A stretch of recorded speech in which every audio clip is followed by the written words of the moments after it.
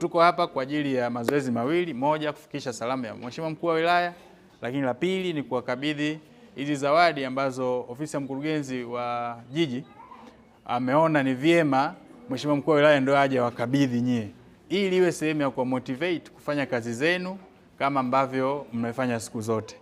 Sasa tunafanya hivi tukiwa tuna sababu mbili kubwa. Sababu ya kwanza ni kutambua kwamba mnapofanya kazi hapa na hatupati malalamiko yoyote, lakini na nyinyi mna mahusiano mazuri, ina motivate kufanya kazi, lakini pia inatuvisha sisi viongozi wa mkoa, wilaya, inatuvisha nguo. Maana tukiwa viongozi wa level ya wilaya na mkoa, furaha yetu ni kuona kituo kinafanya kazi vizuri na mafanikio yanaonekana, wananchi walalamiki, tunawahudumia inavyopaswa.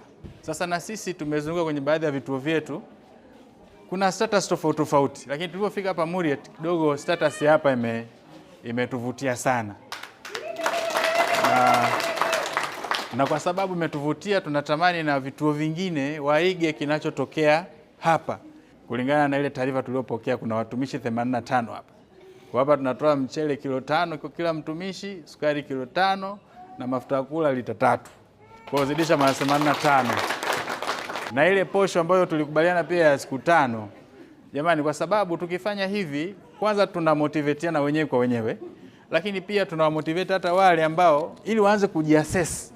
Kwa nini Muriet? Kwa nini Kaloleni? Kwa nini sio daraja 2? Kwa nini sio Temi? Yaani kwa nini? Kwa hiyo waangalie wapi pana mapungufu, warekebishe. Sisi hamu yetu ama fahari yetu ni kuona nyinyi mnahudumia Watanzania wao waliokaa, ambao ikitokea changamoto hapa kwenye kituo cha afya hawana pa kukimbilia, ndio kwao. Wahudumieni kwa furaha, kwa amani, kwa utulivu, kwa upendo. Baada ya zoezi hili, ombi langu ni kwamba muendelee kufanya vile vile ambavyo mlikuwa mnafanya na zaidi. Yaani msiishie hapo, mfanye na zaidi, ili kesho na kesho kutwa akija tena kiongozi mwingine wa ngazi ya juu akija kutembelea hiki kituo afurahishwe, na kama ambavyo na sisi tuliona tukafurahishwa na kiongozi wetu tumempa feedback akafurahishwa na kaona sasa ni vyema kuwapa zawadi na kuwatakia heri ya sikukuu ya Pasaka.